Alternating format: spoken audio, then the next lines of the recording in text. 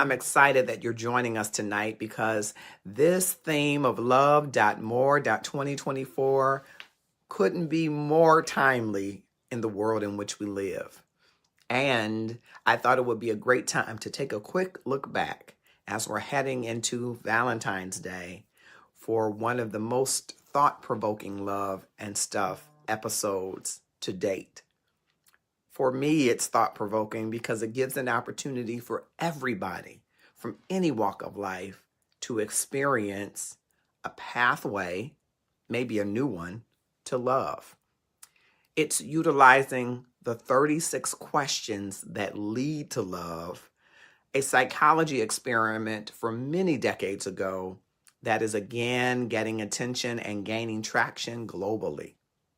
You will meet some of the love and stuff staples in this replay content, and listen closely because you may hear and see yourself in these questions and in these interactions where people who don't know each other very well, but some who are familiar with each other, go into a breakout room on Zoom and ask these 36 questions that lead to love. Are you ready? You might have to get your popcorn. It's an exciting time as we talk with Tasha Green, Darren Williams, Valencia Edner, Bilal Muhammad, ladies, he's now off the market, and Christina Smith, who I believe might also be off the market. These questions must lead somewhere, right? Tune in, click share, and tag someone who might be open to using some questions that you will ask to build emotional closeness. Stay tuned. We are live on Love and Stuff, and we have two of our community members and a few others that will be joining us very shortly from what is, I think, going to become a very interesting moment in the history of experiments within the Love and Stuff community. 36 questions that lead to love. And if you watch us, you have seen that we presented this in a different format, a small truncated version of this. And we decided to do the entire experiment in a two-part series as we lead up to Valentine's Day. So we thought it would be a fun experiment, if nothing else, to see whether or not these two lovebirds who some 30 years ago, young psychology students, who did an experiment as strangers asking each other questions, and they fell in love and decided, what is this mystery around love? And can we crack this mysterious code around love and find out whether or not there is some magic pathway to love? And so, along with other psychology students, they conducted a full-scale experiment and put two strangers in a room and gave them a list of questions to ask sequentially to see if there was this instant intimacy. And so some 30 years after that, it went viral again. And so we thought that we would bring it to the Love and Stuff community to see, hey, if these are 36 good questions that you can ask, you can get on the bus and ask these questions to the bus driver or the person sitting next to you, or you can start them in an elevator ride, or in my favorite place, the grocery store. That's right, my favorite place. But you could start to ask these questions to see whether or not people would open themselves up to you and whether or not there was more than the surface connection, whether or not it delved into something more deep. And so we asked some of our mainstays in our Love and Stuff community, some of our great folks within our community, to go into break rooms this evening as a first part of the series and ask each other the 36 questions. They were given just about an hour to do that, ask each other the questions, and then we would rotate among those groups. I'm going to say to the brothers, I don't feel like you have represented, but Darren represented for you, okay? He and Bilal represented what up? What up? From the D, okay, from the D. I don't care if he is in Oklahoma, he's from the D. What up?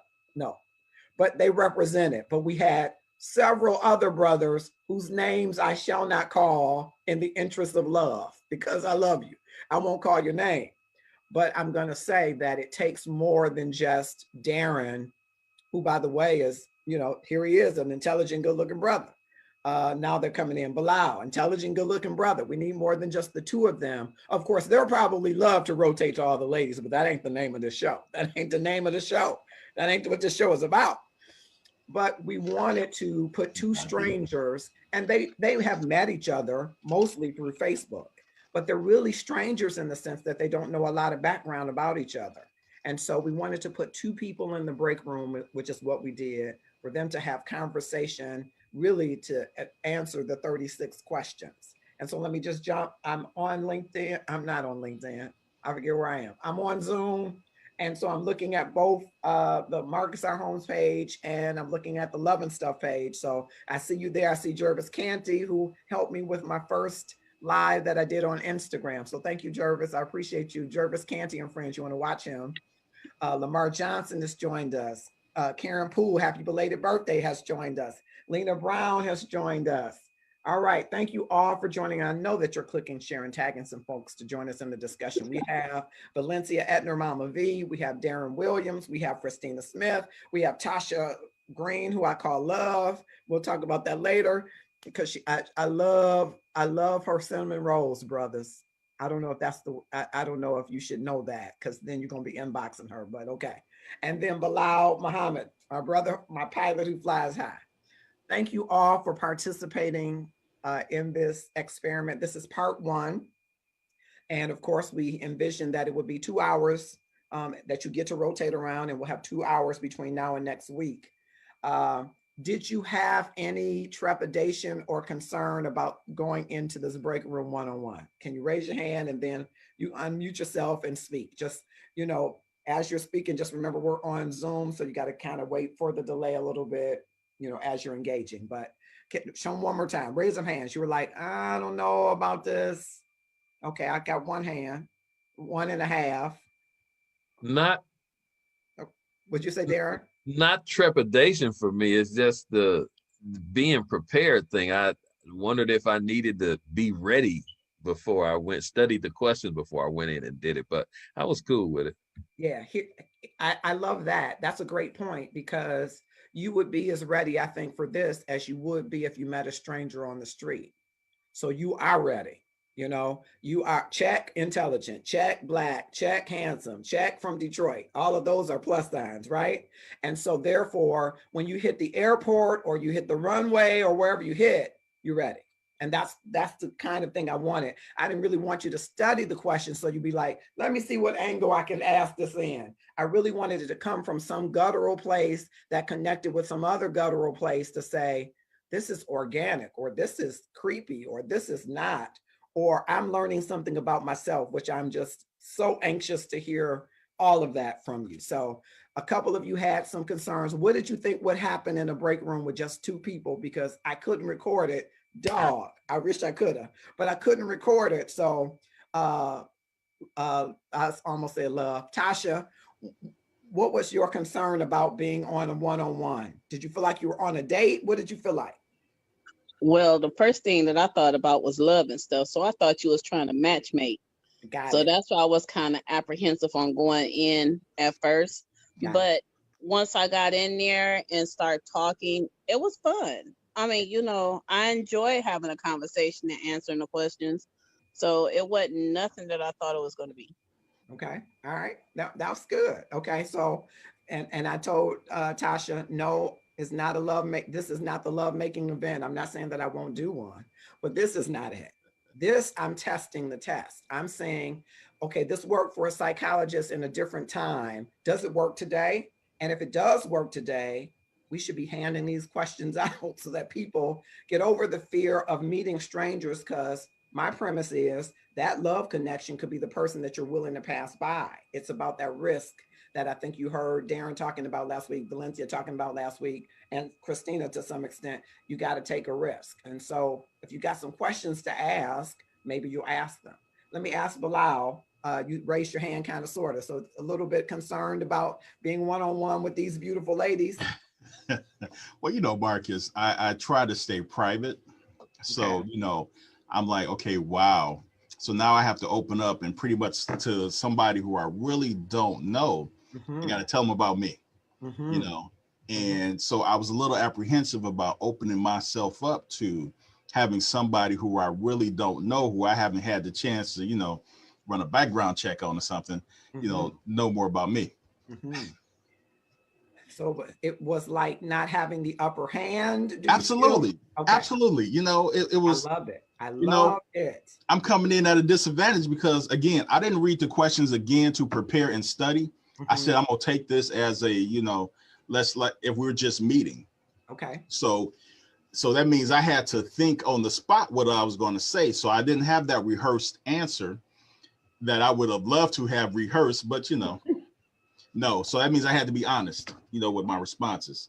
I'm so glad you were. And I would hope that when you meet someone as beautiful as any of these three ladies on the street, you would be honest, right? Absolutely. I'm still going. I'm waiting. You wouldn't be like, no, yeah.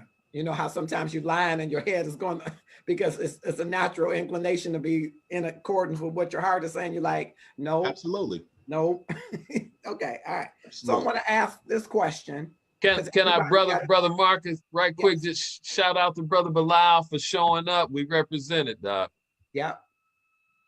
I love it. I'm proud of it, and we're gonna have to get the other brothers in a breakout room and break them out. You know, we're gonna have to help them out, because I think it speaks volumes to your willingness to just be open. And I don't think you're gonna walk away and say it was the worst thing I did, because really you had the privacy of a break room. You know, I didn't want to take it live because that's the pressure of the world watching, right? And that typically doesn't happen as much. I mean, you might have somebody at the next table watching and seeing your behavior and say, oh, they just mad. But you won't have an entire group of people watching. So I wanted it to be as natural as it possibly could, given, you know, our environment. Of course, if I had my druthers, this would be somewhere live in some city of love, and I would have flown you guys in to meet without any preparation. Yes, so that would have been wonderful. You just breathe on it, because it can happen. It can happen. We need the sponsorship. It can happen. And James Edwards and Tiff Thomas have joined us. Thank you so much. Click share and tag someone to join us in the discussion. So I want to ask you this, and I'm gonna go around the room and give you the opportunity to do more talking than I am, because I'm excited about the experiment. It almost makes me want to go back to school. I'm excited. But did anybody get the sense that somebody was giving a canned answer or a rehearsed answer? Did anybody get that sense with anybody? Nope, I didn't. Okay. No. All right, good. Did anybody feel the pressure to say something that wasn't quite the whole of the answer? No. Christina. Well, no. Christina, you're on mute. What did you? What was? Do you remember the question, or what was it that made you say, "Do I want to tell you that?" Wait, hold on. What was that? Yes. Bilal asked me a question. Let me get my specs on here. And it was about what is it? I wish I had someone with whom I could share blank. And I was like, ugh. I mean, I'm single. Stuttered a little bit. She my friend. I said, is this a PG, or X-ray? Where we going with it? I had to figure out where we was going with the question, because I was like, well, I'm single, so there's some stuff in there that I don't know if you want to hear about. So I didn't know. I didn't know if I needed to be light with it or heavy with it. And so let me ask you, were you light with it or heavy with it? I was medium. Okay. Bilal, would you agree she was medium? I was medium. She was medium. Okay. You know, I can tell that she wanted to say a little bit more in the beginning, because, you know, we first said that, well, when we introduced each other or whatever, she was like, you know, I like to talk and blah, blah, blah, and this, and I got my opinions. But then that question came up and she was kind of like, she almost choked a little bit. I said, wow. I said I had to get my fan out. Let me go get my fan. Oh, okay. And so, Bilal, what was your response to that? How did you feel about that medium? Were you looking for it to be more or less, or how did you respond to that? Well, you know, you're respectable. So however she wanted to answer that question, that's how you let her answer that question, because then, we had more time. It probably would have led to a different question, to have somebody open up. So, I mean, it was perfect. Okay. But I think so. What we did is that, which I appreciate Bilal doing, is that he went to his answer for that question. So it wasn't like we didn't have a lot of time, but we didn't go back and forth with why or why would you say that. It was more like, oh, okay, well, I want to answer the same question. This is what I would do. So yeah, because I was thinking like, it's a lot. If you're a single woman, that's a heavy question. Yeah, I think it would be a heavy question for a single man too, depending. Absolutely, it is. Yeah, true. It could be heavy or light, depending on how you roll it. True. Yeah. And it was tough to answer that question with Valencia and also Tasha, but at that point, I'll be honest, I had practice with those two, and So I want to ask Valencia and Tasha and Darren, was that a tough question? Is that a question that made you say, how much do I really want you to know about my light, medium, heavy? Or did you have similar thoughts, or what were your thoughts? It was for me, but I just went in there light with it. Mm-hmm. Not really giving no thought on what my answer was going to. I just answered it, but I was feeling more like what Christina said. You were feeling heavy, but you thought, I better tread light. Mm-hmm. Okay. All right. And okay, because I would hope, the heavy version would be okay if it opens the way for you to be more open, which I think is what the exercise is about. But I understand when you're first meeting somebody, you're gauging whether or not you can share certain information, right? Was anybody getting to the place where you felt like you could share anything with the person that you were talking with? Yep. Okay. Yes, okay. Absolutely. Okay, very good. So I want to go back and double back because, I'll be asking questions on top of questions. I asked Tasha and Valencia and Darren, that question hang you up at heavy, medium, light? Were you hung up there at all? Nope. Nope. Okay. You're on mute, Darren. Which question? Repeat the question again. Which one? So it was the question about, read it again, Christina. The question is, it says, complete this sentence. I wish I had someone with whom I could share blank. Oh, no, no trouble with me. Okay. All right. Okay, good. So let me ask you, what question number was that, Christina? That was set 3. And that's question number 2. And did you breeze through the first set of questions? No. Did you feel like those were easy, or you felt like you learned some good information about the other person? Yep. Okay. Anybody else? We tried to tackle every area just to kind of mix it up. Yeah, I know that you guys had a little truncated time, but really you're supposed to do it sequentially. So you're supposed to do it in order from top to bottom. We did. Okay. But that's what I mean. We of course, because of our time, but we did through 1. We did so many in 1, 2, and 3. But yeah. Right. But I agree. Like the first 2 sets are a little bit of let me get to know you a little bit more better, and then 3 kind of dives in a little deeper. Yeah, that's how. Three's deep. So great question. Now I just want to ask this, then I want you to go around and tell me which questions stood out to you or what your conversations were. By the time you got to set 3, were you ready to dive in? I mean, into the deeper. Let me qualify what I'm saying. Were you ready to get more deep into the conversation? Yes. Okay. Nobody was putting on brakes at that point, just trying to get through the motions. At the third set, you were like, you were really intent and learning more and experiencing more. Marcus, what the questions does or do, set 1 gets you talking to your partner. Set 2 kind of gets you comfortable answering those questions. And set 3 allows you to dive in a little deeper. So because how they're arranged, it allows you to, have a progression because, again, I was going to be guarded but I found myself, answering the questions. Got it. Yep. That's how they're designed to get you to let your guard down. Absolutely. So I'm just wondering, how low was your guard by set 3? Maybe I'll ask it that way. But brother, my guard wasn't that low though, but still, you know, it was low enough. Low enough, finish the phrase. Finish the phrase. Well, low enough for what? It was low enough that if that allow you to say, okay, if I'm interested in this person, I will pursue it. Mm-hmm. Okay. Okay. Anybody else have a different take on that third set? Low enough for? Try to avoid the third set. I'm gonna be honest, because like you said, it did dive pretty more deeper because, like, but I was saying, it kind of is like, okay, you know, I like what I'm hearing so far. Let me get a little more information as far as their emotional state, their mental state, you know, things like that. So you have to kind of stop and, like, I think with me and Bilal, I was like, let me, you know, I was doing this, and then I had to kind of ask myself the question, because you, those are not questions that you can just blurt something out. I'm gonna just say that you have to really think in set 3. Mm-hmm.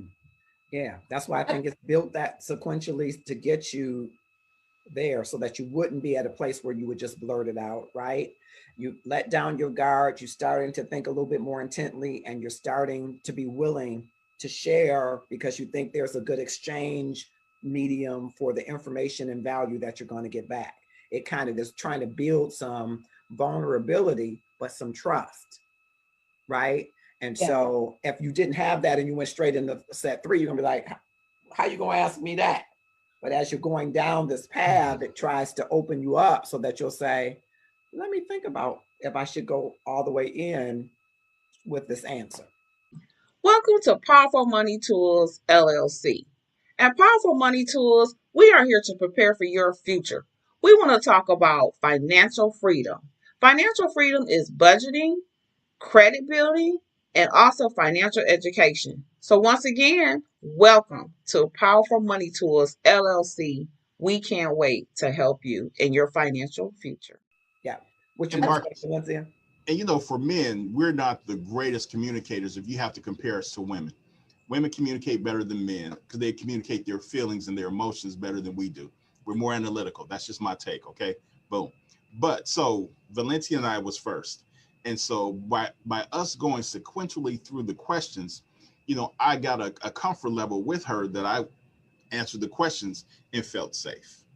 Got it. And, you know, I got your boom because, you know, I think a little differently. I think we're great communicators, but our language is different than women. Our language is different. Absolutely. Yes. We're communicating all the time. I tell sisters all the time. Absolutely. He has told you if he wants to smash, cash, or rash. He's told you what he wants to do from day one. Dash. Don't forget dash. You're correct, though. Yeah. He's told you from day one. You just don't understand his language. His language is clear if you understand it, right? Mm-hmm. But women are typically more expressive. That's what that is. We're trained not to be expressive for the most part. That's why there are fewer men in acting and singing than there are in sports and other places, because we're taught different methods for expression. So I think you're communicating to Valencia when you enter the room with her, whether or not you like her, and she's sage enough to pick that up.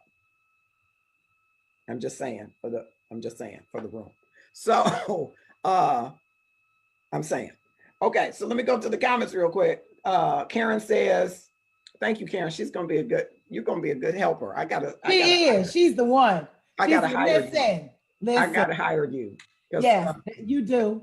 You want to. Jay Gerald. That's my child. That thing. Jay Gerald is supposed to be in the room. Oh, I told on him. I'm sorry. Okay. Mike Flanoyo is here. Thank you so much. Casey Smith, thank you so much. Tiff Thomas, thank you so much. Tanya Bunchy Mills Steins, thank you so much for coming. All right. Shatanla Daniel, thank you for coming. Zach Carr, thank you for coming. Appreciate all you can help you share. We're talking with Valencia Edner, Darren Williams, Bilal Muhammad, Christina Smith, and Tasha Green is Runaway. I think I scared her when I said smash, rash, and all that stuff. Okay. You scared me. I scared you. Okay. I had to get my fan. I started getting hot. Yeah. I just think we communicate very differently, and women sometimes miss it. And they're like, I don't know how he feels about me. I say, no, honey bunches of oat, you're not paying attention. Correct. Not paying attention to how he feels about you. Correct. As soon as you pay attention, you will command the authority that your jewel brings. Mm. Come on, brothers, help me out. Amen. Amen. All right. I just needed one. Okay, so I want to hear from you. What questions resonated with you? What in your conversation made you say, this is different, or this is awkward, or this is great, or I would use this, or I wouldn't? Whoever wants to start. Let me just say this. I think that part 1 and part 2, if you get through those and you are like, okay, all right, by the time you get to 3, it's okay. Because you've already been at, okay, that first set of questions is like, okay, it's trying to get in there. So you kind of get over that. Then by 2, you're kind of ready for what they are, because now you've seen them. And as somebody said, it's really more than 36 questions, because it's it's more questions. It's like 2 questions, a lot per question. So getting through those and starting to open up about things in your past, in your childhood. And when you can do that and it doesn't feel, unsafe, yeah, when it doesn't feel like, oops, I better not, then by the time you get to 3, it's like, we either gone, if we go back to surface here in 3, then that means 1 and 2 revealed something. Got it. But if we're ready to open up in 3, then that means 1 and 2 reveal something. Got it. And Got it. Yeah. And so were there any questions in particular that rung out to you, that stood out to you in any of the sections, Valencia? I think the one that was the most have to drop your guard and be really, really, really sure about what you thought and felt was when you had to go back with those 5 different things about somebody, about the person. That was not, that wasn't for the faint of heart. You gotta know what you're thinking. You gotta know what you're feeling. You gotta know if you're feeling anything, because otherwise it becomes very, very surface. It becomes very, very, I like your shirt, you gotta, and the we questions, that we are in this room, blah, blah, blah, blah, blah. That one right there, that's the opening. That is a major opener, right? Those 2 questions right there. Those are something else.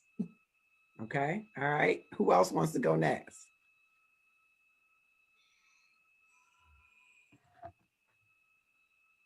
Not everybody at once. What are you asking for this time? What resonated? And wait, I want to make sure, because Valencia, I think you're talking about, tell me the first question that you said. The first question is that I said was, let me go back to my notes because that's where they are. The first question, and both of these I think are in 3.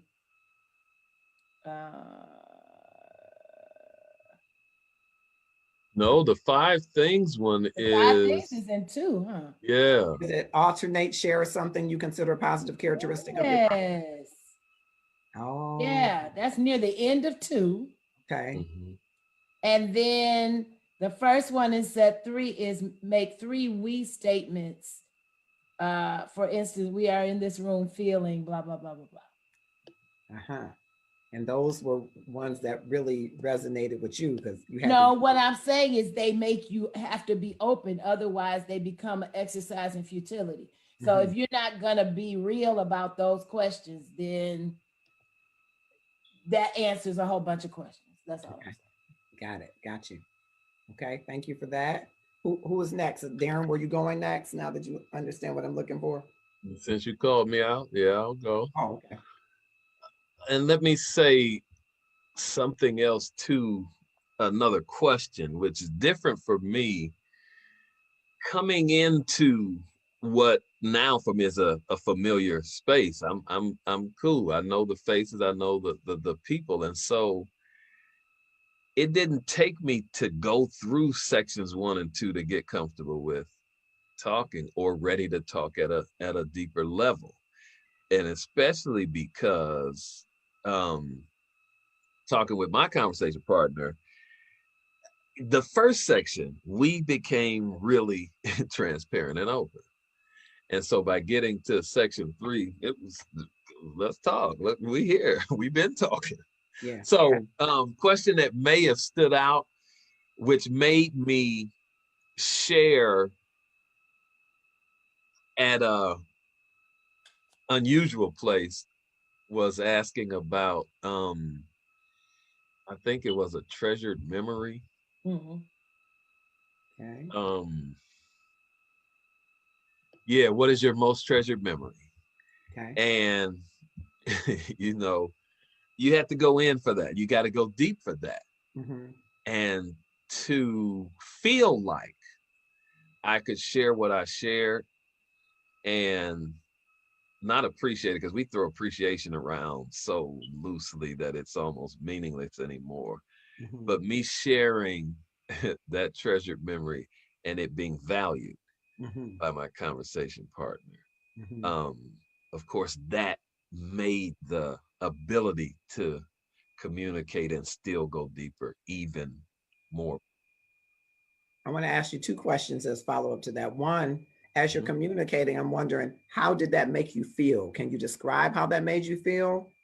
Sure. I got very emotional myself because, again, it's a deep, very personal memory that I was sharing. Mm-hmm. And to have somebody to, empathy is what it's called, but to meet me at that place, Mm-hmm. and the support even that came from Mm-hmm. having shared it, the value that was given to it made me feel valued. Mm-hmm. Mm-hmm. Okay. I felt that. I wanted to pull out something was there. You that pulled I felt. it. You pulled. You're a great puller. That's what they tell me. They tell Question me. 2. You said 2. Follow up. Tell Oprah I'm a great puller, so we can take it right on home. All right, I'll call her when we get off of here. Thank you so much. Do you feel that you said the faces are familiar? The space is definitely familiar. And that I love, Darren, not just because I value having you in the community, as I do all of you, but I want people that come here to feel that the space is familiar enough for them to want to come and be a part. That's one of the things that's most important to me as a community, is that people feel a part and they feel like it's a place away from home that they could be. I feel that wherever Valencia would live throughout the world, I could go there and feel at home. Why? Because of our relationship, right? Mm-hmm. I want people in Love and Stuff to feel that same way, whether they're in a breakout room with any of you or in the main room. I'll call it the main room. But you said it's a familiar space. Would you have felt that same way? Because I don't know if you've met Tasha formally, or I don't know if you've had a conversation with Christina, except from being on the live with her. Do you think that familiarity is more because you've seen more of Valencia on? Or do you think, and how do you think, because you haven't had your space and time with those 2 yet, I'm wondering, for the future, I'll be looking for that comparison. Did you feel that same familiarity? For sure, have seen Valencia more and presented with her. And so I know definitely that has created a certain comfortability with her. The difference I could only know had I ask and answer questions with the other 2. Got it. And let me just jump in here. Daddy Mike Lawrence has joined us. Thank you, sir. Andrea Williams has joined us. Thank you so much. Thank you, Karen, for pinning the spot. No, Jay Gerald, I wasn't calling you out. I know you on here. Yes, I was calling you out. Charmaine Walker Sutton, thank you for joining us. Vonda Langford Allen, thank you so much for joining us. I hope all of you will click share. We're talking with Valencia Edner, Darren Williams, Tasha Green, Christina Smith, and Bilal Muhammad about 36 questions that lead to love. And I don't know if they've led necessarily to love, but they lead in somewhere. And I love where we're going with them so far. And so it's an experiment from 2 psychology students over 30 years ago who fell in love and built this research based on an instantaneous kind of intimacy or building relationships with strangers. And so I wanted to put it to the test in the Love and Stuff community, because if it's good stuff, you should take it with you when you're going to meet strangers, and you will eventually meet strangers, right? You'll meet somebody who might be the opportunity that you have been awaiting. All right. So I'm going to move on through the room. Other questions that resonated with you? Who's going next? Tasha, Bilal, or Christina? Me. Okay. We were in set 2. Set 2 had me kind of talking more, I should say. Mm-hmm. So as far as what do you value most in a friendship? Because we both had different things, and obviously you want to be a friend with your partner, so you want to know what is the value. And I was saying loyalty, and Bilal was saying honesty, because if you're honest, you're gonna be honest about your loyalty. It's gonna come out eventually. Mm-hmm. But I was saying, like, you can pick your friends, but you can't pick your family. So, there's a reason why you value that friendship, because you pick them for a reason, or that partner for a reason. They have something that you want, that you might not get somewhere else. So that is important to me, as far as that being a question to be asked to each other. The other one was, we were talking the love and affection. Thank you. Yes, because he knew I was struggling. The love and affection. Where is that one? Where you basically are trying to figure out who is in your life that you share the love and the affection. And I had to kind of convert to my kids, because that's where I share most of my love and affection most of the time, because I'm single. But definitely that's something that might be important to somebody, that you're showing, love and affection to people in your home or things like that. So those were very important to me, because I would want to know that about that person that I would be spending time with. And I just want to make sure your questions are, what does friendship mean to you? And what roles do love and affection play in your life? Those were the two. Correct.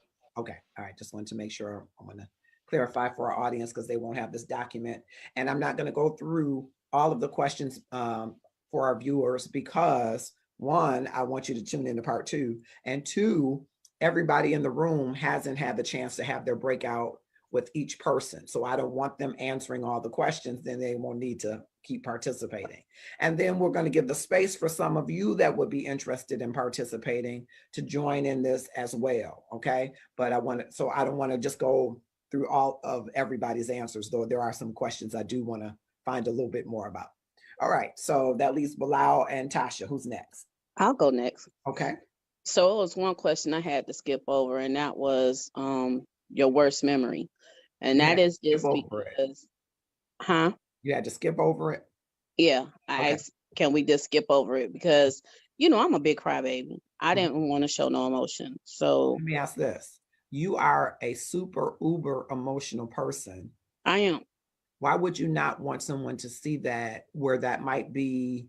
What do you think seeing that means? Maybe that's a better question. Why wouldn't you? Well, me showing anybody that I'm meeting for the first time, I don't like showing my vulnerability right then. You know what I'm saying? Or showing that, I just don't like showing that side of me. You know what I'm saying? Can I ask why? I don't know. Okay. Fair answer. Yeah. Yeah. I'd love for you to explore that some more. Well, maybe I guess it's to the point, we're going to leave it at, I don't know. Yeah, no, I mean, I'd love you to explore that some more later, just to find out why. It might be worth an ask. Okay, yeah. So that's interesting. Let me ask you this, Bilal. Talk to, and by the time we got to the second, let me ask Bilal a follow-up to that. When she wanted to skip over that, did that raise any anything for you? Not really, because that question I don't like to answer either. So it kind of played in part that's like, hey, I don't have to answer that question myself. So let's keep it going. Got it. And I know I'm delving into your time with Darren, but Darren, would that raise any kind of flag to you if someone said, let's skip a question? Not necessarily. Okay. All right. Okay. Tasha, go ahead. I just wanted to gauge it. Bilal was an easy person to talk to when it came to all the questions, but I do feel like the second set of questions, it does give you to the point where you're opening up a little bit more. We really didn't get too much into the third set, I don't think, because he was the ones asking the questions, so I wouldn't have to keep going in and off the screen. Okay. So y'all didn't get too deep into the third questions. Right. Okay. I want to explore that in a minute. Let me ask Bilal, what's your questions that stood out to you? Well, what do you value most in a friendship? That's important to me. Okay. Because I believe a relationship starts with, creating friends first. Okay. And of course, Christina already talked about it, but where does love and affection play, in your life? And then my other question was, I wish I had someone with whom I could share, Those are my questions. Did you go medium light? Did I get your answer? Did you go medium light or heavy there? Okay, so it depends on the room. Medium light, heavy, depending on who was in the room. So I'm absolutely. I'll leave that. Absolutely. Okay, I'll leave that there. Let me ask this. Now, how come we didn't get to the third set of questions? Well, Valencia and we got to the third set of questions. I'm sorry, you and Tasha. Oh, well, I think because our time, we didn't just ask the question, keep boom, boom, booming. I mean, we expounded on some of the answers. Okay. So, we found out that we stayed in the same neighborhood as well. I think Valencia as well. I mean, so we had some other things that came up that allowed additional conversation. Okay, so you spent too much time on the other stuff that you didn't get to three. No, sir, we were productive, but we just allowed the questions to evolve because one question led into another, question of interest. I understood. And at the outset, I was saying that when you get to that place, you got to put a pin in it to keep going. And we brought it back, but but not to the third set.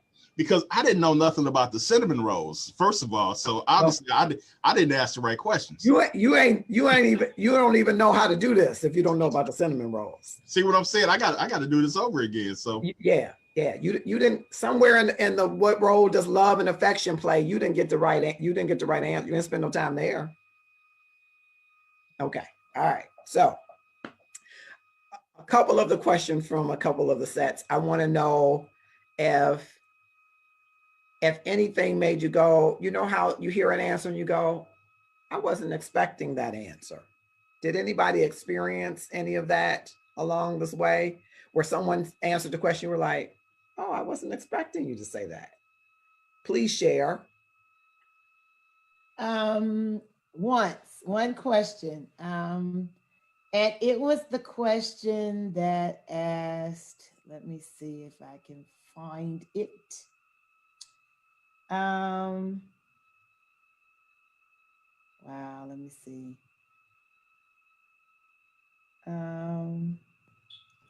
It was kind of early too. Let me see. So, do you remember?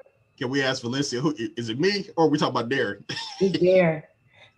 You didn't surprise me that much, but this one, I wasn't expecting that. Okay. Let me see. It's one of those questions about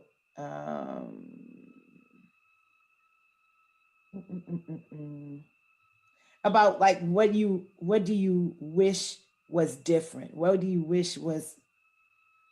Yeah, do you remember the question?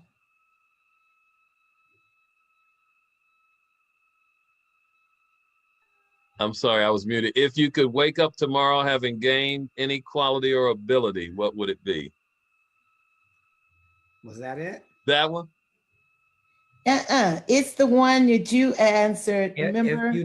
If you knew that in 1 year you would die suddenly, would you change Nope, anything? it's not that one. Okay. If you were going to become a close friend with your partner.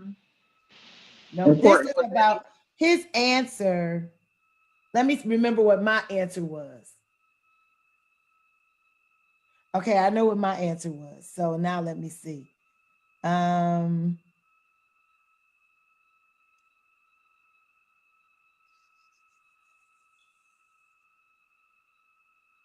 it wasn't that. If you could, the crystal ball question, tell the truth about yourself or your life, the future, or anything else, what would you want to know? That was it. Okay. Okay. That was it. And his answer surprised you. Okay. Okay. Yeah. You don't have to tell us the answer. It was good though. It was really good. It just went to a place I wasn't expecting. Okay. Okay. Yeah, it was great. Did it open you up more? It resonated. Okay. And for you, is that opening you up more? Yeah, probably. Yeah. Okay. Okay. All right. Well, maybe brothers need to hear the answer so we can learn. Well, if you didn't give the answer, you've already learned. Don't do it. Don't do that. Don't do that. Do not do that. Don't do that. Okay. Let me just say this. There are some things in your life that are part of your passion that sometimes when someone asks you a personal question, you don't think to go there. And I was thinking personal and he was thinking global. And because he went global, it showed me something else. That's all. And I'm saying, and that opened you up. Did that you start to see him globally in a different light? Slightly. You said I just began to see that there was a similarity about how we felt about that area, that issue. Okay, gotcha. Did anybody else have any aha moments? I'm auditioning for Oprah. Aha moments. All day. But see, there was a lot of those. Because when you start talking, see, and I have the benefit of having had the conversation with both gentlemen. And that's unlike anybody else on the panel here. Okay. So what I do know is this, is that 6 degrees of separation thing is really right, is real. You know, finding the connections are, you know, just, and things that would never come up if you were not answering these questions. Mm-hmm. You know? I love that because I want the viewers to hear that these conversations can lead you down many paths of epiphany, maybe. Epiphany, awareness, opening some boxes that you might not have thought you were going to open. Not necessarily all the way to Pandora, but, you know, opening you up to some things that you didn't even realize were that important to you. Got it. But the questions made you look at it. And it made you look at where you are about that. You know, it's just like when Christina said, you know, how am I supposed to answer this? Am I supposed to go all the way there, or am I supposed to be? But what it does is it lets you know that there's all the way there to go to. Yeah. You know, that you might not have thought that you were even dealing with, but you asked me a question like that. What do you mean if I had something I could share? You know who you're talking to. You know, so, you know, things like that. Yeah. Anybody else have any aha moments? Questions similar to what Valencia is describing? I think with the short time we had, Bilal and I had, it was both of us kind of had an aha with the if you were going to become a close friend with your partner, please share what would be important for him or her to know. Because important is the key word. So I believe Bilal said his vulnerability isn't all the way there. He's not vulnerable. He's willing to be, but it's tough for him. So kind of like to tell me, you know, I can go there, but give me a minute. Okay. Versus I'm not about to just be vulnerable. Like, give me warm up time. Yeah. Give me time to kind of ask a couple more questions and get to know each other a little bit more versus somebody that has no problem with being vulnerable right off the cuff. Yeah. So, and how does that land on you, Christina? That not quite vulnerable. How does that land on you? It could be a challenge only because I am, but at the same time, I think because he expressed it, you now know that you can take it a different way. You can do you know now that he's not very vulnerable. So okay, I won't create the scene for him to be so vulnerable. You know what I mean? So sometimes we put ourselves in a space that the other person has to be vulnerable. And if they're not, you're disappointed. So now that he's saying, okay, well, listen, let's do this first, and then I'll be able a little bit more comfortable. And I believe it was mostly the answer was geared around bringing the wall down, and not all the way letting them have it because he was hurt before. Okay, so a lot of women do that, a lot of men do that. So it depends on how much you want that, how much you really want to get to know them, how much you really want to show them that you are affectionate, that you can be a good friend, that you are a listener. Are you willing to break through that? Is this person, you know, that you're trying to get to know, are they worth you trying to go that extra mile? Or is it not just the worth? It's just, okay, well, I'm just not comfortable with that because of what has happened to me in the past. Gotcha. So sometimes for me, I guess, and to be honest, I've had that before, but then I pushed through it only because I'm curious. Gotcha. Like, would this person be, can I bring that wall down a little bit? And then if I see that we have a little chance, you know, give them the opportunity to get to know me more better. So I appreciated that though, because you don't want to just dive in and make them vulnerable. Gotcha. Hi, my name is June Rochelle, and I own Detroit Couture.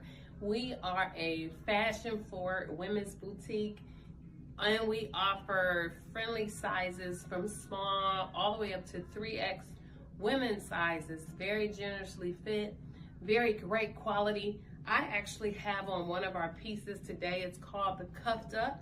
It's in gray, burgundy, and black, and olive. And it actually has a lot of stretch and give.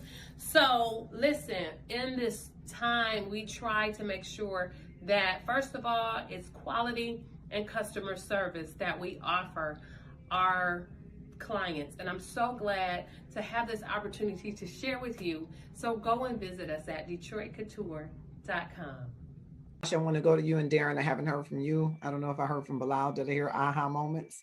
Any aha moments that you said, oh, I wasn't expecting that answer. I see it's a head shaking. Okay, go ahead, Darren. Yeah, there were a few.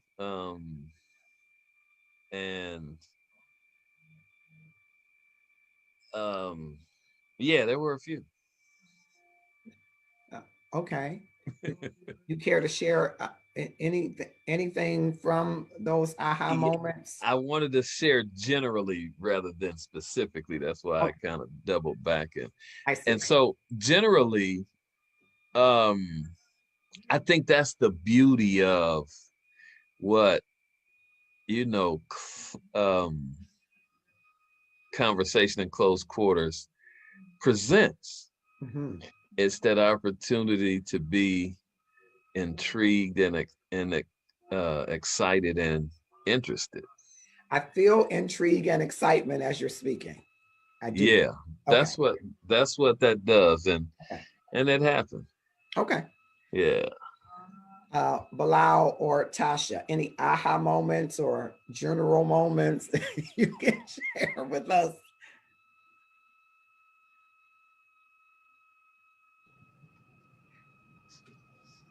Go ahead, Tasha, come on. It was quite a few, but to know that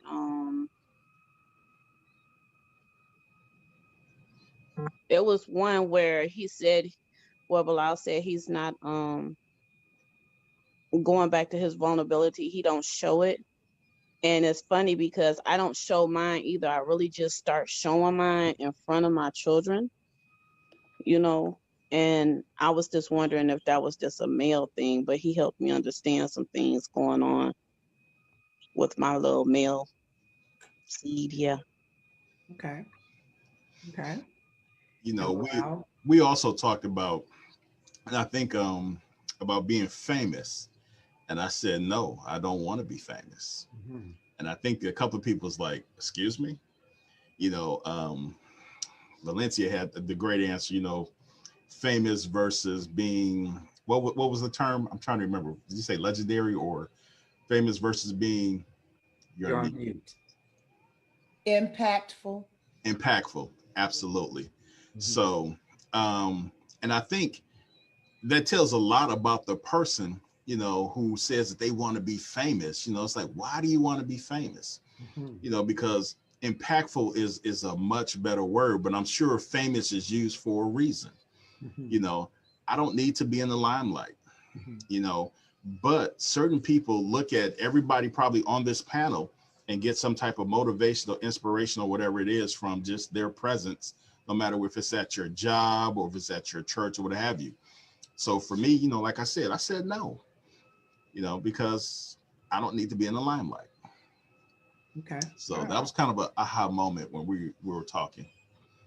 Got it. Okay. So I don't want to give away answers. I do want to hear a little bit. I'm going to the set one. I'm interested to know, because you've already shared the ones that were kind of maybe aha to you. I'm just interested to know in set one, when the question asked if you could change anything about the way you were raised or reared, what would it be? What was that conversation like? For me, that was the icebreaker, because answering that question meant that I was going to be able to share my heart, because that's a major question for me. For me, that question really needs to be a number 3 for me. Okay. But it being so early meant I had to share that. Mm-hmm. And why. That was not something I could just answer and not give the why. Okay. Anybody else? Did that question bring interesting conversation? Yeah, I agree with Valencia as far as it does make you open up more.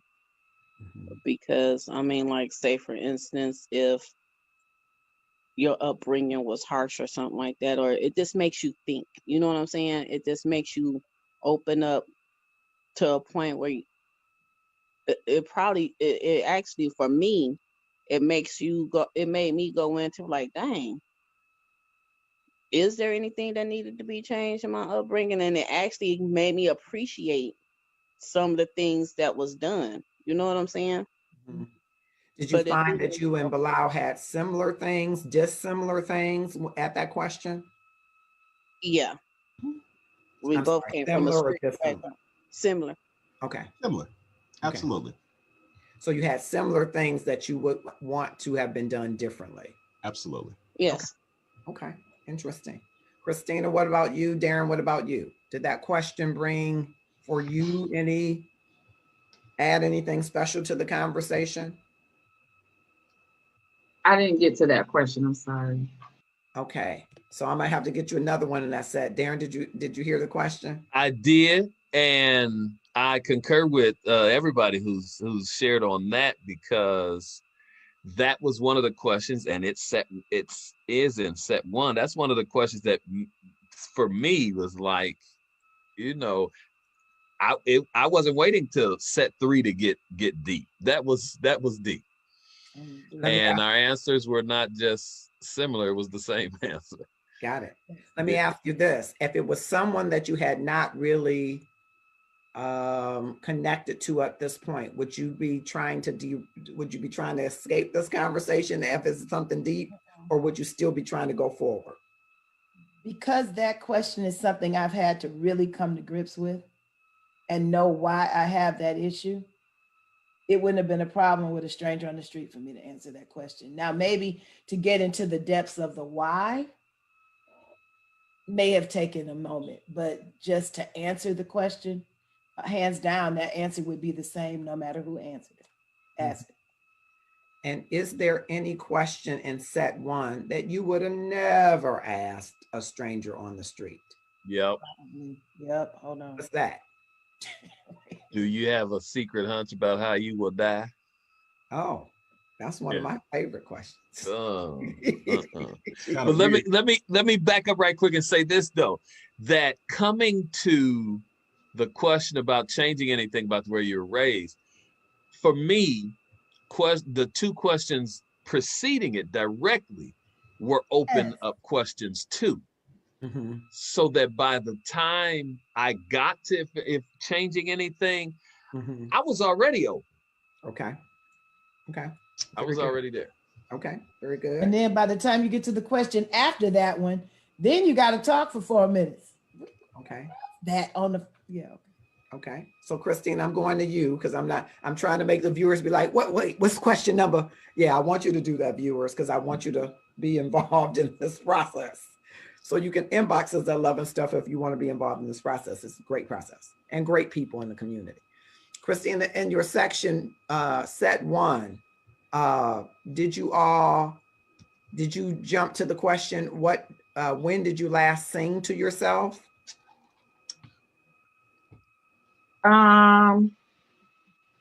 We did the What Would You Like to Be Famous? So you didn't do when did you last sing to yourself?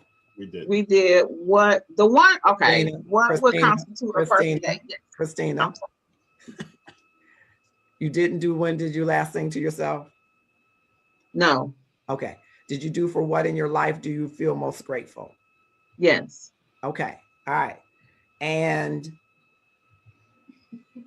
the what in your life do you feel most grateful? Is it a what or is it a who? It was a who. Would it have mattered to anybody in this room if it was a what versus who? I would say no. Okay. Anybody else? Okay. No, but I did appreciate that it was a who because of who it was. Okay. So, all right. Darren, would it matter what or who? Her response was a what or who? Would that matter to me? Yes. No, not at all. Okay. I'm going to set 2. Thank you so much for that, Christina. Thank you very much. In set 2, I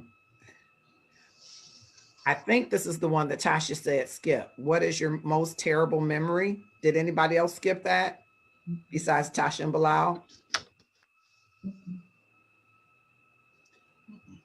Everybody else answered it? Christina, you didn't answer it. I'm sorry, we had a little bit of time. We didn't get to that one. You didn't get to that one. You kind of went to we got to the ones above it. Got it. Okay. All right. So, okay. All right. Okay. But I wouldn't have a problem answering it. Just got it. Okay. The question in set 2, I don't know if you guys got to this. How close and warm is your family? Do you feel your childhood was happier than most people's? Did you all get to that one? Christina and I did not, no. Okay. The rest of you, did everybody else get to it? Did not. Did not. We had kind of, the reason is because we had kind of answered it earlier. So we didn't ask the question, but I could answer that question based on whatever else we talked to about him. Absolutely. And vice versa. Yes. Okay. All right. Yes. Okay. And then in section 3, and again, viewers, I want you to, Karen has pinned so graciously a link where you can get to the questions, but I certainly want you to inbox me at the Love and Stuff page or Marcus Our Homes if you choose, and tell me how you'd like to be involved in this experiment. I think I'm having a blast. I hope my guests have as well. Okay. The other question I wanted to ask you about, and then I'm going to stop asking questions and do a little more listening.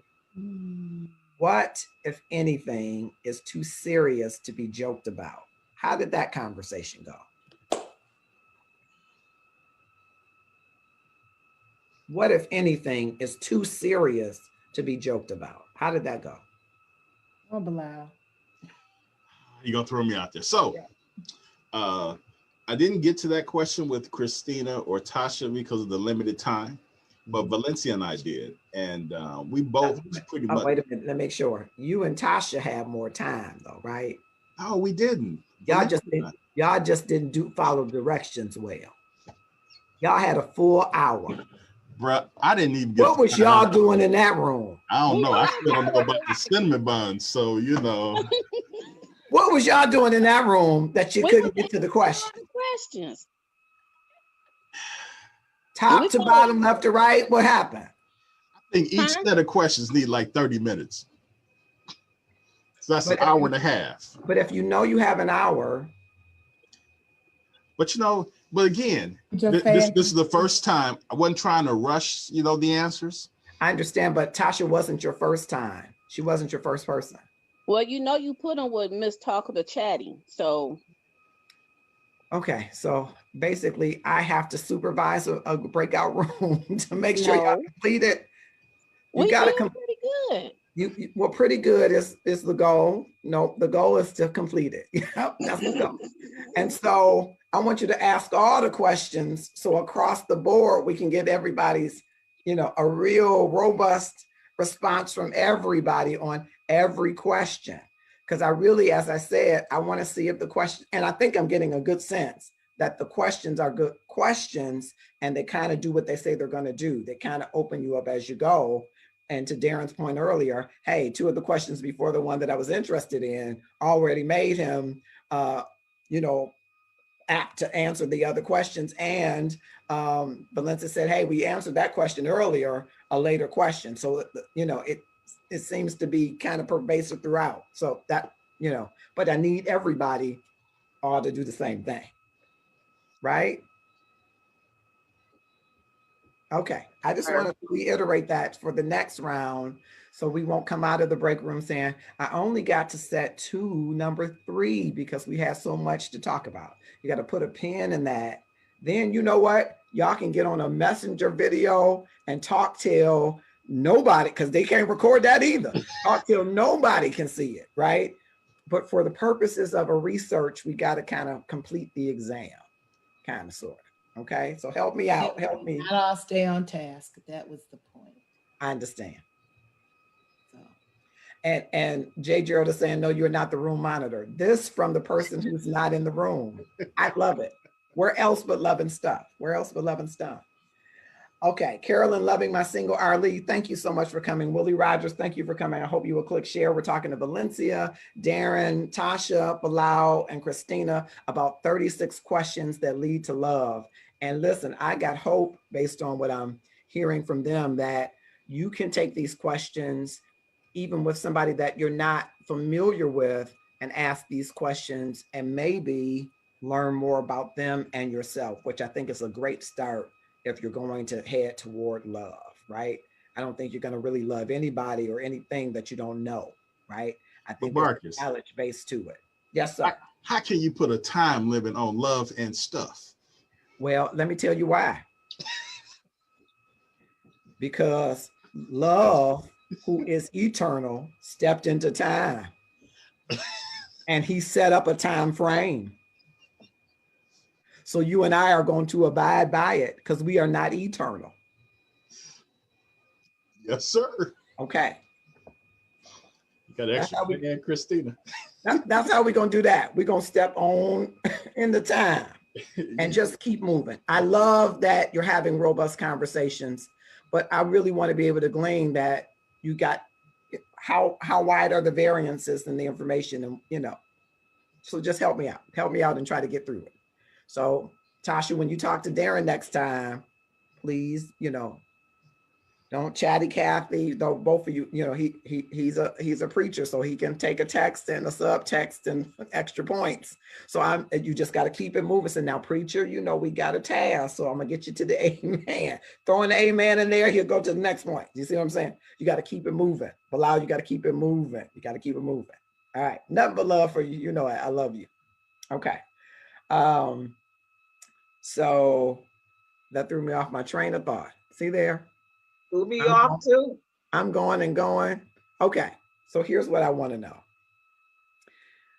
Do you think that these are questions that have opened you up a little bit more to the person that you were in the room with, more than maybe you were before you entered the room? And that doesn't mean that you're in love and you're hoping that this is going to be the love connection. That wasn't the point. Are you more open to that person having more conversation, coffee, dinner, dialogue, whatever it is? Are you open to more with that person? Yes. Okay. Yes. Couple yeses, couple shakes of heads. That's that language different. Yeah, it is. And of course, now when you ask that question, Marcus, yes, then apparently matchmaking seems to take the shape of this experiment. Well, the experiment is whether or not there is instantaneous intimacy among strangers.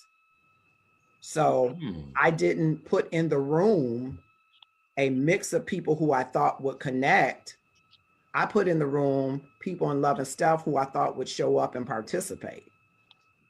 And some of the other people proved me right. They didn't show up or participate, right? But you did. And that's who I invited. I didn't invite everybody in love and stuff because everybody doesn't always show up for me. I'll be honest.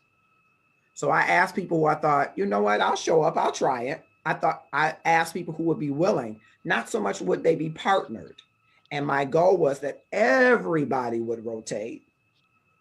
So any match to be made is either the test or the chemistry between the two people. It is not the choice of love and stuff. If I'm going to do a matchmaking, I'm not going to put this many people in the room for it. I'm going to do it the way that we've been doing it, that Gerald is supposed to help us with. We got you filling out surveys. And then we're going to, from that survey, have you do a more in-depth survey, and then pair you with people for the in-person love and stuff that we're going to do once things, the pandemic blows over. That was our plan for pairing. We would do surveys, find out your interest, and then do a more intimate survey, and then pair people for speed dating and that kind of thing. This was, let's see who's willing to participate and rotate everybody to everybody and then see. So. And that was not complaint, that was observation, not at all complaint, but I now feel checked kind of gently. As gently as I know how to from Detroit. Kind of. That's the stuff in love. That's the Detroit stuff in love. You know, it's kind of like, I said I wasn't matchmaking, y'all. So I don't know why you trying to flip that like I was, because I said from the beginning when I first told Tasha that I wasn't matchmaking up in this piece. And stuff. And stuff. Got it. Period, Paul. Yeah. Yeah, that's what I was saying. No, I really am not. In my mind, sure, there are people in the love and stuff community that I think make great matches. Absolutely. And while I want people to broaden their thought around love and stuff, it's not just the love of husband and wife, boyfriend and girlfriend, boo and bae. I'm interested in seeing people grow and develop their relationships with their siblings and their parents and their coworkers and their ex-wives and ex-husbands and their children and their grandchildren. All of those love relationships, I think, have stuff that we need to work through to up our love game. But I wanted to just say, for this, I was fascinated that two people, young people, college students, psychology students would fall in love and get married and say, hey, let's synthesize what we really asked each other and build questions and then do a whole research project. And then it get accepted by, in general, and published in the journal. And then 30 years later, it goes viral. So then it's a whole different generation that's now fascinated by it. I said, hey, I wonder, is this something that could be used in the community? Really, that was what it was. I think that, go on, Tasha. No, because I talk more than you. Go for it. Oh, I was just going to say, for those who's out there that's listening to us that might want to try it, you know, in the beginning, I thought it was Marcus matching up people because he's just, he does that sometimes. But I was just looking at the fact, once I did it, it was a joy just to not so much as answer the questions, but just talking to somebody else. And that's just, yes, I talk a lot, but I'm also shy. So it was just a joy just to try this, just to see how it was, and just to see that these questions can work if you were out there trying to date or meet somebody. You know what I'm saying? Mm-hmm. Yeah. So I just want to say that. Let me hop in right before Valencia and say, brothers, Tasha's not really shy. She's introverted. She's fueled by her time away from people, but she's more ambiverted because she also is fueled by people. So we were saying that earlier when she and I were talking. She's a massage therapist by trade. So sometimes the people that she's giving massages to are saying, I just came for peace and quiet. That's not an introvert. That's an ambivert because you're refueled by your time away from people. And that's really, so probably not shy if you're doing that level of talking, which you have always been a talker. Yeah, but what I meant by shy, when it comes to me, like getting to, I'll flirt all day long, but just to like stand out there to like get to meeting somebody, I'm very shy. Yeah, I think that's, you know, I'm putting you on blast a little, but you know I love you. I think I understand. That's a worthiness issue. You haven't come into the wealth of the beauty of Tasha. And that's all I think that is. I think Tasha is gorgeous.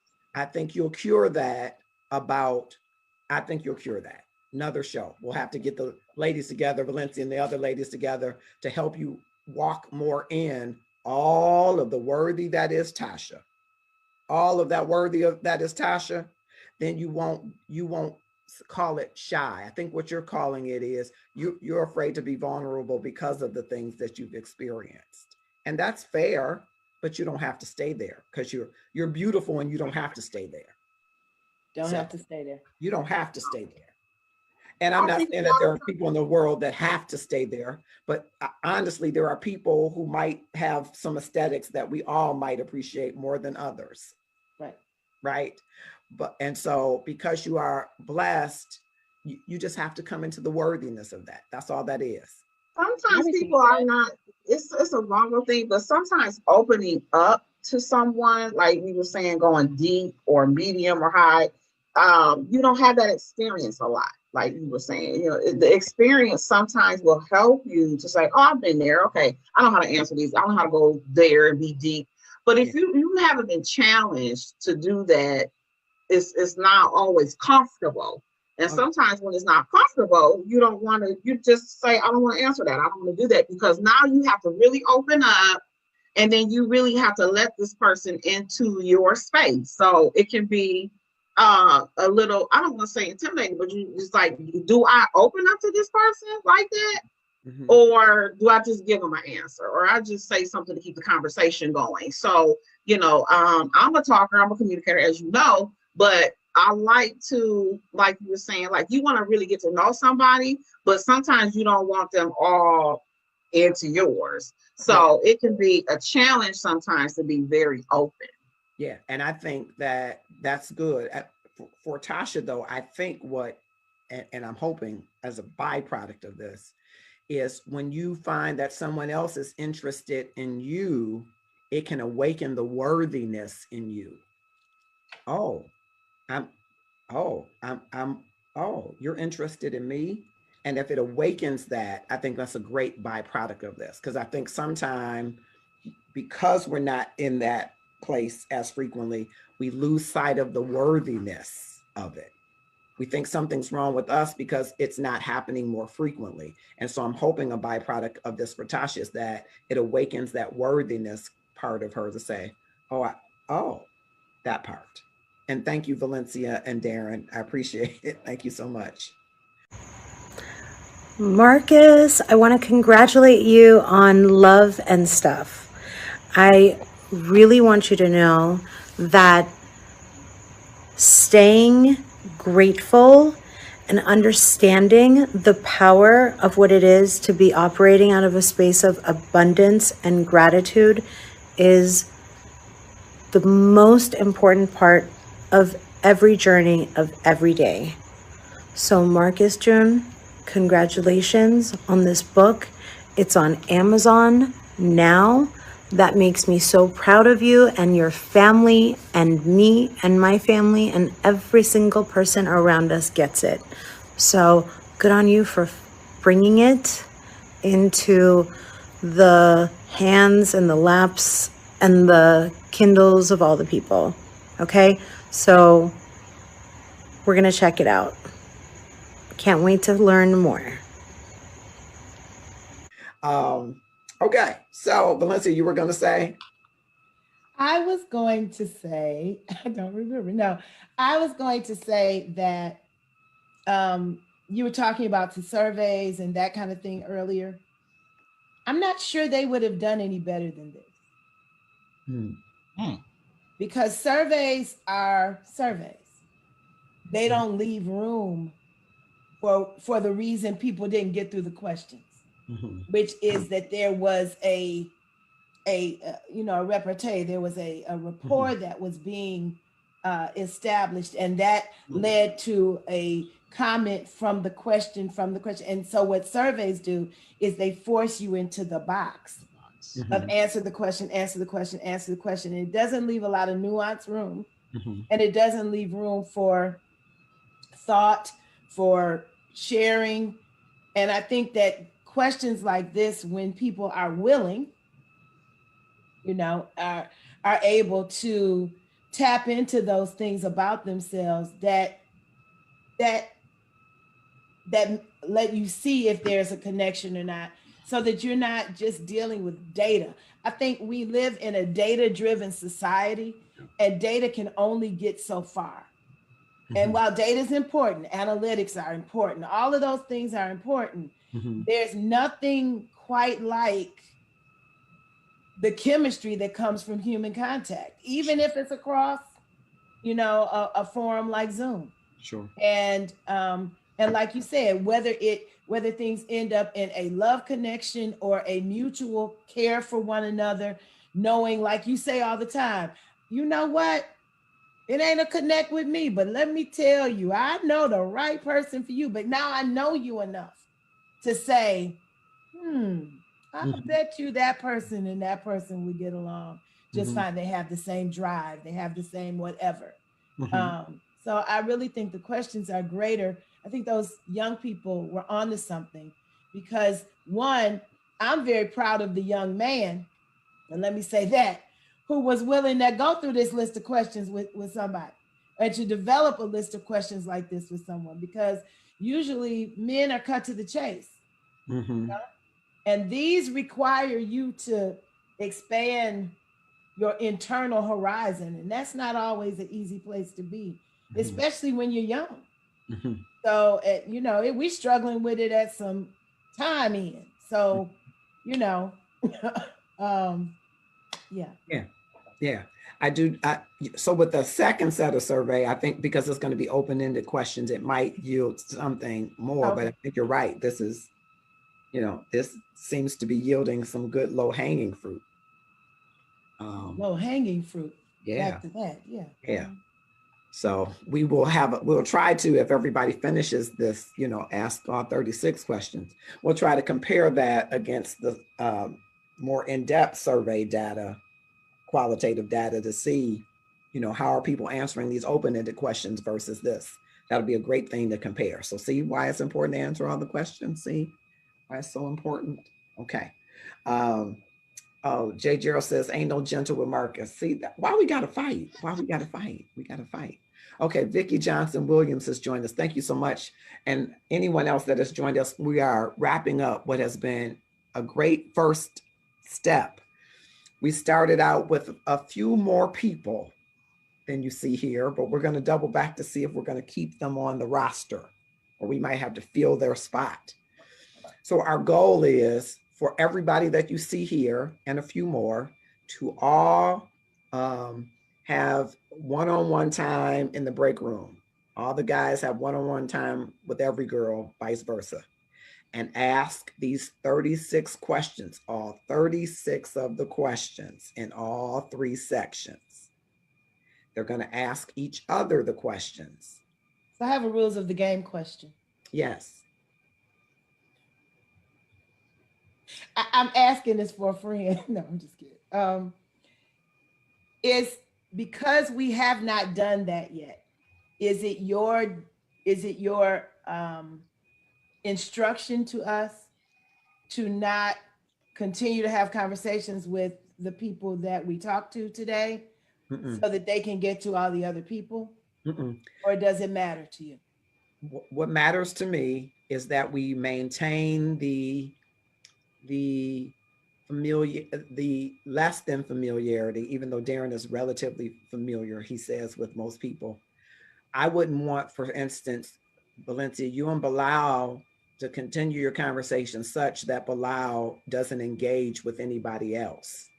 That's why I asked you to discuss. So as long as you are willing to be able to set aside whatever affection or affinity that you've developed with one person, so that you don't have the horns effect, we say in human resources, when you see another candidate and you say they're not measuring up to the last candidate, and then you don't go as in depth. If you're not a person that can do that, then you shouldn't continue conversations. But if you're a person who says, hey, I've made a connection and I want to continue that connection, and I'm here for the process because I'm open now to hear about more people in this process. Wow, I didn't even know what I would get from the one person I got. Hey, I might get the same thing from somebody else.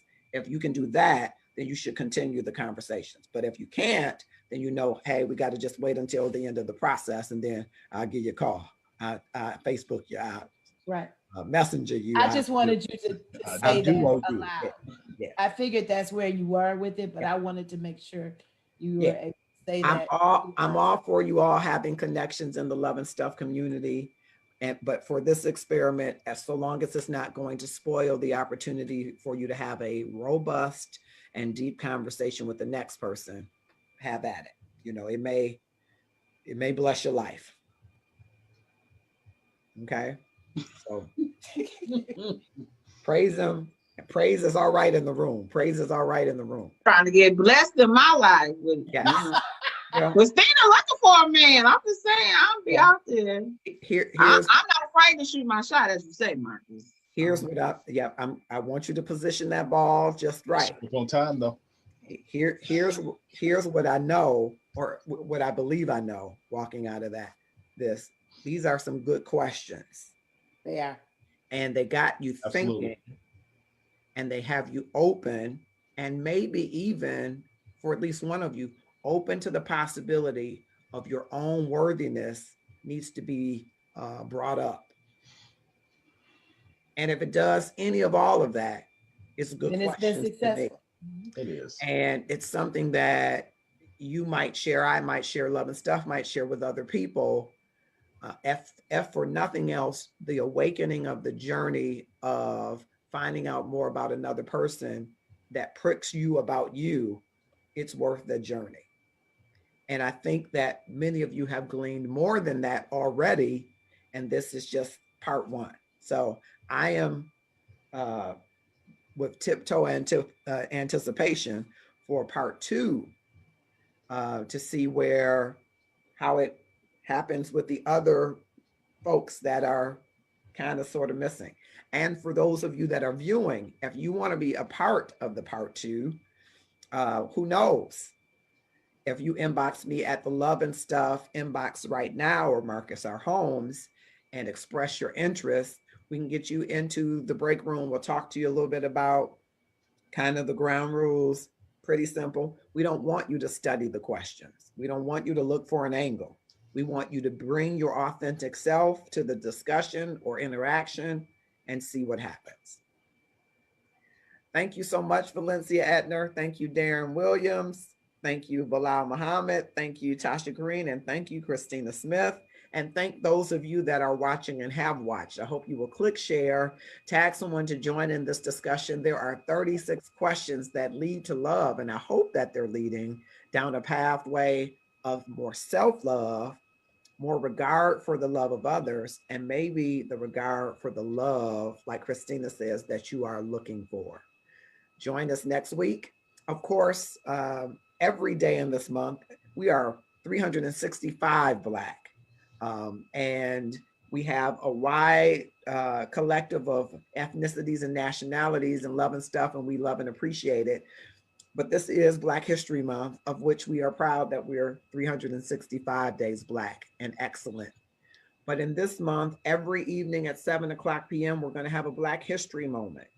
And so we're inviting you to share in that moment and tag others. If you have someone that you want to highlight that for some reason has inspired you or uplifted you, or some small known fact that you want to share, inbox us at the Love and Stuff, and we'll find a way to include those among the many voices that will be lifted to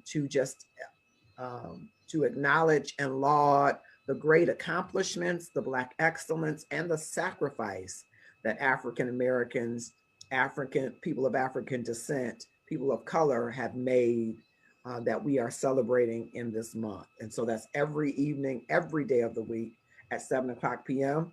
We also on Valentine's Day have a very special presentation for you that afternoon at 4. We will have some of the folks in Love and Stuff have films, and we will have it's kind of a movie night, date night, if you will, a little bit of poetry, a little bit of music, and a couple of shorts. So you can go to the Love and Stuff page and sign up for that. What a great community to be in. What great people, as you see, just like the people before you, the only person that's missing is you. So share this and join the Love and Stuff community today by clicking share and follow and joining us on what is an exciting and extraordinary journey as we seek to love the creator that is love. The quintessential God is love. And he loved you so much and loved me so much that he stepped into time for us, right? But he wants us to reciprocate that love. And he wants us to love ourselves. And the way that we know that we're truly doing it is the way that we're going to love others. We're going to measure that love by how we love others. And so we want you to be plugged in to up your love game and join us in the Love and Stuff community, which is a great place to be. Thank you and have a great night. Appreciate you all. Good night. Good night, everybody. Imagine a setting where two individuals, perhaps strangers or longtime partners, seeking to reignite their spark, are involved in a carefully constructed conversation. Beginning with seemingly simple inquiries, the dialogue gradually delves into more personal and thought-provoking territories, inviting the partners or participants to share their dreams, fears, and the intricacies of their inner worlds. 36 questions that lead to love are divided into 3 sets, each designed to escalate the level of intimacy and self-disclosure. Participants find themselves exploring topics as diverse as their most cherished memories, the quality they admire in others, and their aspirations for the future. This journey is not just about answering questions. It's about listening, truly listening to the other person's responses and discovering shared paths of understanding and empathy. The beauty of the 36 questions lies not only in the connections they foster, but also in their flexibility. They have been used to enhance romantic relationships, build friendships, and even bridge gaps between diverse groups, proving their power to create closeness and reduce prejudices. In the end, The 36 questions that lead to love offer more than just a path to intimacy. They invite us all to reflect on what it means to love and to be loved. So whether you're seeking to find or kindle a new romance, deepen an existing one, or understand the human heart a little better, these questions are a testament to the power of vulnerability and shared humanity. As you consider incorporating these questions into your life, remember that the journey toward love and intimacy is unique for everyone. Some may find love, while others discover a deeper understanding and appreciation for the people that they already love.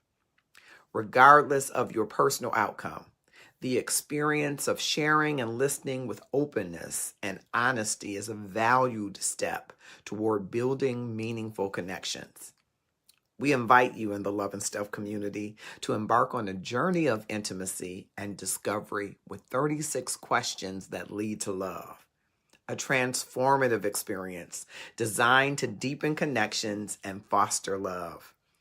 Inspired by the groundbreaking work of psychologist Arthur Aron, these questions have captivated hearts and minds globally, proving that vulnerability and authentic communication can indeed pave the way to profound emotional closeness.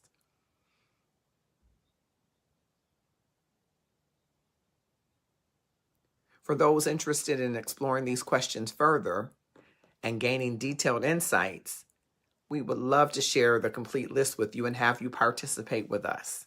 But you can look on other platforms such as Psychology Today, Marriage.com, and each of them also offer their unique perspective on how these questions and conversations impact relationships. This is Love and Stuff, and we hope that you are on a path to love.more.2024.